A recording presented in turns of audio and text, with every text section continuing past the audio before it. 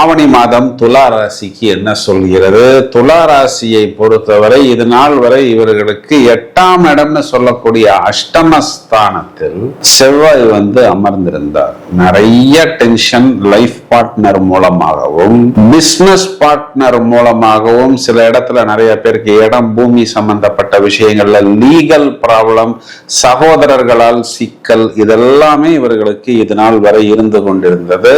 இந்த ஆவணி மாதத்துல இவங்களுக்கு என்ன மெயின் பிளஸ் பாயிண்ட்னு எடுத்தோம்னா, இந்த சுவாதி 4ஆம் பாதம் அப்படிங்கிறது புஷ்கர நவாம்சத்தில் மீன மண்டலத்தில் வருகிறது. அப்ப அதுவுமே ஒரு பெரிய பிளஸ் பாயிண்ட் தான்.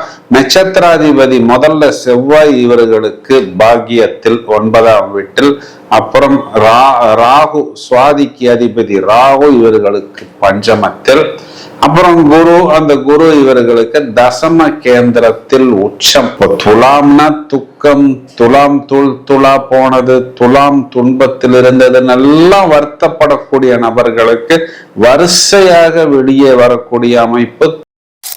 இவர்களை யாரெல்லாம் இது நாள் வரை தேவையில்லை அப்படின்னு தூக்கி போட்டார்களோ, தூக்கி போட்டு மிதித்தார்களோ, அவர்கள் எல்லாம் நீங்கள் எங்களுக்கு தேவை என்று உங்களை அழைத்து சென்று தலையில் வைத்து கொண்டாடுவார்கள். அதற்குண்டான அமைப்பு ஏற்படும். மதி மயங்குவது, அது ஒரு நபர்கிட்ட மதி மயங்காமல் 2-3 பேர்கிட்ட நான் லவ் பண்றேன், இதுல யாரு பெட்டரோ அவருடன் நான் டிராவல் பண்றேன் அப்படிங்கிற மல்டிபிள் அமைப்பை எல்லாம் ஏற்படுத்தி விடும். ஒரு 3-4 சட்டை நான் போட்டு பார்க்கிறேன், எந்த சட்டை எனக்கு நல்லா இருக்குதோ அதை நான் எடுத்துக்கொள்கிறேன்ங்கிற மாதிரி ஒரு அமைப்பை திருமணம் ஆகாதவர்களுக்கு திருமணமானவர்களுக்கும் ஏற்படுத்தும். இந்த ஆகஸ்ட் மாதத்தின் பெரும் பகுதி நாங்கள் மலேசியா நாட்டில் நிறைய நண்பர்களை காண்பதற்காக வந்திருக்கிறோம். ஒருவேளை உங்களுக்கு ஏதாவது ஜோதிட தேவைகள் இருந்தால் எங்களுக்கு வாட்ஸ்அப் செய்யுங்கள். எல்லோரும் வெற்றி பெற வேண்டும் என்ற வாழ்த்துக்களுடன் நிகழ்ச்சியை தொடங்குவோம். நாம் அனைவரும் ஆவலுடன் எதிர்பார்த்து காத்திருக்கக்கூடிய அமர்க்களமான ஆவணி மாதம் ஆகஸ்ட் 18 முதல் செப்டம்பர் மாதம் 17 வரை என்ன சொல்கிறது ஒவ்வொரு ராசிக்கும் என்பதை முதலில் விவரமாக காண்போம்.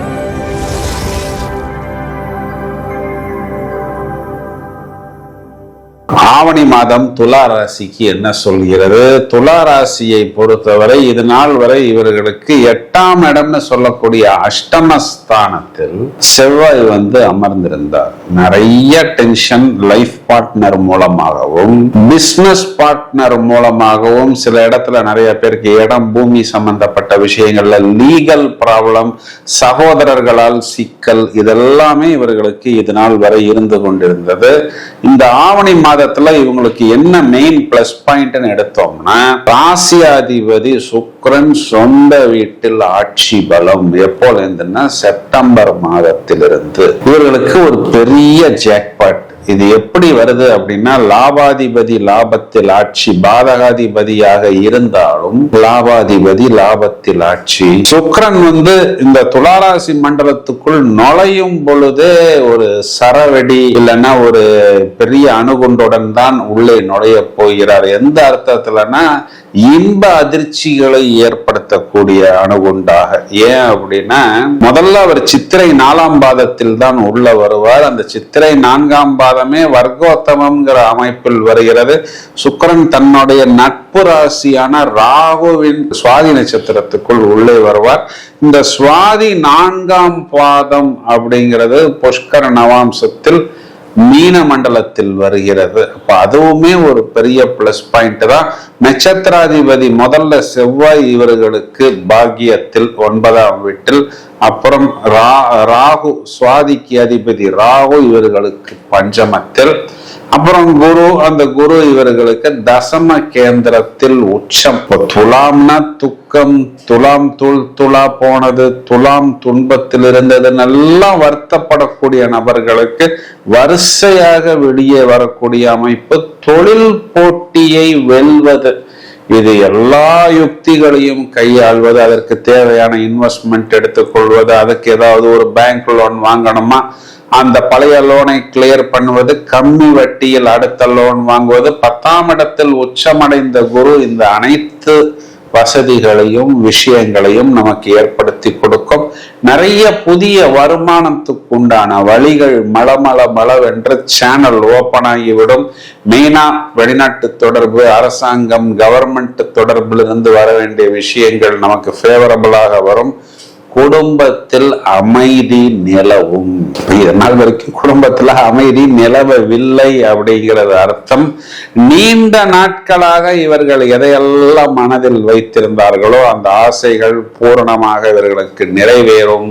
ஆன்மீக பயணங்கள், சமாதானம், சாந்தி அடைவார்கள். இப்ப ராசியாதிபதி ராசியில நின்னாலே, அதுவும் சுக்கிரனா வந்து ஒளித்தன்மை, ஈர்ப்புத்தன்மை, அட்ராக்ஷன், பாசிட்டிவிட்டியை கொடுக்கக்கூடிய பிளானட் சொந்த வீட்டுல இருக்கும் பொழுது ஒரு ஒளிவட்டம், தேஜஸ், ஓரா இதெல்லாம் பிரமாதமாக தெரிக்க விடும். இவர்களை யாரெல்லாம் இது நாள் வரை தேவையில்லை அப்படின்னு தூக்கி போட்டார்களோ, தூக்கி போட்டு மிதித்தார்களோ, அவர்கள் எல்லாம் நீங்கள் எங்களுக்கு தேவை என்று உங்களை அழைத்து சென்று தலையில் வைத்து கொண்டாடுவார்கள். அதற்குண்டான அமைப்பு ஏற்படும். ஏன்னா இந்த சுக்கிரன் கொடுக்கக்கூடியதே ஈர்ப்பு தான், அட்ராக்ஷன் தான். எல்லாரையும் எல்லா பக்கமும் ஈர்த்து விடுவோம், நம்மளும் ஆஃப் ஆயிடுவோம். எப்படி ஆஃப் ஆவோம்னா, 5ஆம் இடம் மதி மயங்கக்கூடிய இடம். அப்ப 5ல யார் நிக்கிறா? ராகு. அந்த ராகுக்கு திரிகோணத்துல யார் நிக்கிறா? செவ்வாய். செவ்வாய்க்கு திரிகோணத்துல சுக்கிரன். அப்போ பெண்களை சுக்கிரன் குறிகாட்டுகிறது, ஆண்களை செவ்வாய் குறிகாட்டுகிறது. 5ஆம் இடத்தில் ராகு மதி மயங்குவது. அது ஒரு நபர்கிட்ட மதி மயங்காமல் 2-3 பேர்கிட்ட நான் லவ் பண்றேன், இதுல யாரு பெட்டரோ அவருடன் நான் டிராவல் பண்றேன் அப்படிங்கிற மல்டிபிள் அமைப்பை எல்லாம் ஏற்படுத்தி விடும். ஒரு 3-4 சட்டை நான் போட்டு பார்க்கிறேன், எந்த சட்டை எனக்கு நல்லா இருக்குதோ அதை நான் எடுத்துக்கொள்கிறேன்ங்கிற மாதிரி ஒரு அமைப்பை திருமணம் ஆகாதவர்களுக்கு, திருமணமானவர்களுக்கும் ஏற்படுத்தும். அதுவும் ஏன்னா இந்த 5ஆம் வீட்டுல சாட்டானுடைய வீடு ராகு இருக்கிறது. அப்போ சாட்டான்னாவே அங்கு பழைய பழுதடைந்த புராணே அப்படின்னு சொல்லக்கூடிய கணவனை இழந்த, மனைவியை இழந்த ஒரு நபர் பழகுவார். இதெல்லாம் என்ன பண்ணோம், கொஞ்சம் நம்ம திருமணமான நபரா இருந்தா அஸ்திவாரத்தையே ஆட்டம் காண வைத்துவிடும். மல்டிபிள் அஃபேர் எல்லாம் நாம் எதிர்பார்க்காத ஒரு சிக்கலை நமக்கு ஏற்படுத்தி கொடுத்து விடும். தவிர்ப்பது நலம், தவிர்ப்பது கடினம். இதனை மட்டும் கொஞ்சம் கவனமாக பார்த்து கொண்டால் போதும்.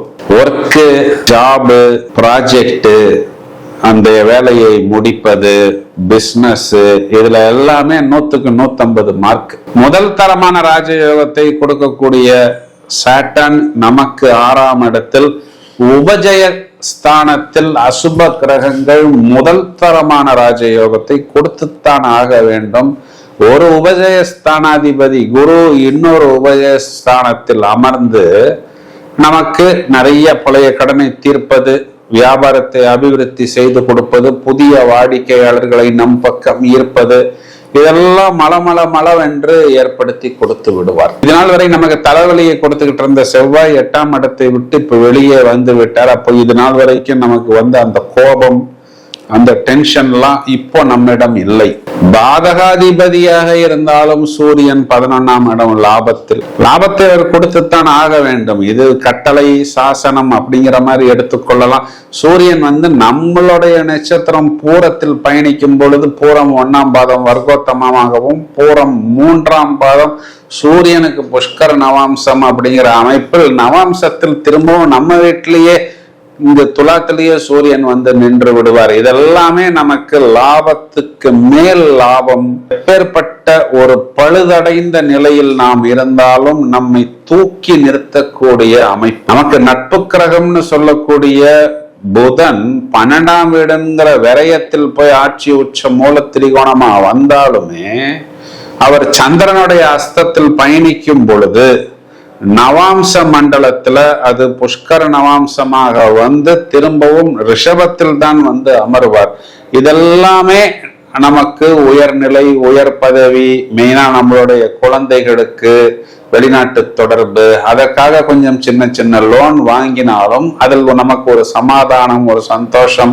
கண்களுக்கு முன்னாடியே அங்க குழந்தைகள் வயதை அனுசரித்து வேலை வாய்ப்பாக இருந்தாலும் வியாபாரமாக இருந்தாலும் செட்டில் ஆகக்கூடிய அமைப்பு அப்படின்னு வரிசையாக தூக்கிவிடக்கூடிய அமைப்பு. இதையெல்லாம் துலா ராசிக்காரர்கள் முழுவதுமாக இந்த ஆவணி மாதத்தில் உபயோகித்துக் கொள்வார்கள். இதுல வயதில் மூத்த நபர்களை எடுத்துக்கிட்டோம்னா ரொம்ப நாட்களுக்கு அப்புறம் அவர்களுக்கு ஒரு சமாதானமும் சந்தோஷமும் ஏற்படும். ஹெல்த், வெல்த் போன்ற விஷயங்களில் அவர்களுக்கு ஒரு தெளிவு ஏற்படும். துளாராசி சகோதரிகளை எடுத்துக்கிட்டோம்னா இனிமே கணவன் மூலமாக இவர்களுக்கு டென்ஷன், தலைவலி இல்லை. உங்க கணவனுக்கு அதை உங்களுக்கு கொடுக்கணுங்கிற நோக்கம் கிடையாது. ஆனா செவ்வாய் இது நாள் வரை 8ஆம் வீட்டில் இருந்ததனால் கொஞ்சம் சின்ன சின்ன டென்ஷனும் பிரச்சனைகளும் கணவன் வழியில் இருந்தது. செவ்வாய் வெளியே போய்விட்டார், தேங்க்ஸ் டு மிஸ்டர் செவ்வாய் அப்படின்னு நீங்கள் நிம்மதியாக பெருமூச்சு விடலாம். கண்டிப்பாக குழந்தைகள் கொஞ்சம் கூடுதலான எஃபர்ட் போட வேண்டும், போடுவார்கள். எந்த ஒரு விஷயத்தையும் நீங்களாகவே முடிவு செய்யாமல் மாணவர்கள் ஒரு குருவை நாடி உங்க ப்ரொஃபஸரையோ டீச்சரையோ மென்டாரையோ சந்தித்து தேவையான தெளிவும் தீர்வும் பெறுவது உத்தமம். நீங்கள் வழிபட வேண்டியது மகாவிஷ்ணு, ஆஞ்சநேயர், நரசிம்மர் வழிபாடு. புதன் மற்றும் சனிக்கிழமைகளில் வழிபாடுகள் செய்வதன் மூலம் மிகப்பெரிய வெற்றிகள் உங்களுக்கு கண்டிப்பாக ஏற்படும். நாம் இது நேரம் வரை பார்த்த பலன்களுக்கு உண்டான கிரக நிலைகளை எடுத்துக்கொண்டால் வருடாந்திர கிரகங்களான சனி பகவான் வக்ரம், ராகு கேது அச்சுக்களில் எந்த விதமான மாற்றமும் இல்லை. குரு பகவான் உச்சமடைந்து மாதம் முழுவதுமே அதே கடகராசி மனையில் தான் இருக்கிறார். மாதாந்திர கிரகங்களில் செவ்வாய் மிதுன ராசி மண்டலத்தில் சஞ்சாரம் செய்கிறார். ராகுவின் சாரம் ஏறப்போகிறார். ராகுவிற்கு திரிகோணத்தில் வந்து அமருகிறார். சூரியன் இந்த மாதம் முழுவதுமே ஆவணி மாதத்தில் சிம்ம ராசியில் சொந்த வீட்டில் இருக்கிறார். புதன் என்ற கிரகம் செப்டம்பர் 4ஆம் தேதி கன்னிராசியில் ஆட்சி, உச்சம், மூல திரிகோணம். சுக்கிரன் என்ற கிரகம் செப்டம்பர் மாதம் 2ஆம் தேதி துலா ராசியில் ஆட்சி. சோ இந்த புதனும் சுக்கிரனும் ஆட்சி பலம், சூரியன் ஆட்சி பலம் முறையே ராசிகளுக்கு கேந்திரங்களில் வரும் பொழுது பஞ்சமகா புருஷ யோகங்களாக வருகிறது. இதையும் தவிர கன்னி ராசியில் இருக்கக்கூடிய புதனை செவ்வாய் 4வது பார்வையாகவும் சனி பகவான் 7ஆம் பார்வையாகவும் பார்க்க இருக்கிறார். தனுர் ராசியை செவ்வாய் 7ஆம் பார்வையாக, சனி பகவான் 10ஆம் பார்வையாக பார்க்க இருக்கிறார். தனுர் ராசியை செவ்வாய் 7ஆம் பார்வையாக, சனி பகவான் 10ஆம் பார்வையாக பார்க்க இருக்கிறார். இதையும் தவிர செவ்வாய் என்ற கிரகம் 8வது பார்வை என்று சொல்லக்கூடிய விசேஷ பார்வையாக மகர மனையை செவ்வாய் எந்த வீட்டில் உச்சமடைகிறாரோ அந்த வீட்டையும் பார்க்க இருக்கிறார். சார், நீங்க சொன்ன எல்லா பலரும் நன்றாக இருக்கிறது, மேலும் 2 வார்த்தைகள் சொல்லுங்கள் என்று சொன்னால், சுக்கிரன் ஆட்சி, சுக்கிரன் ராகுவின் சாரம் ஏறப் போகிறார். ராகுவிற்கு திரிகோணத்தில் சுக்கிரன், சுக்கிரனுக்கு திரிகோணத்தில் ராகு. சுக்கிரன் வக்ரம் அடைய போகிறார். யாருக்கெல்லாம் காதல் கை கூட போகிறது, யாருக்கெல்லாம் காதலில் மேலும் மேலும் சிக்கல் கூட போகிறது என்பதை வழக்கம் போல் தனியாக பிரத்யேகமாக 12 பதிவுகளாக பட்டையை கிளப்புவதற்கு தயாராக இருக்கிறோம். மேலும் நிறைய காணொளிகள் தயாராகி கொண்டிருக்கிறது. மேலும் உங்களுக்கு ஏதாவது தேவைகள் இருந்தால் எங்களுக்கு வாட்ஸ்அப்பில் தொடர்பு கொள்ளவும். இந்த பதிவை உங்களது நண்பர்களுக்கு ஷேர் செய்யுங்கள். தொடர்ந்து இணைப்பில் இருங்கள். வாழ்த்துக்கள். Thank you friends.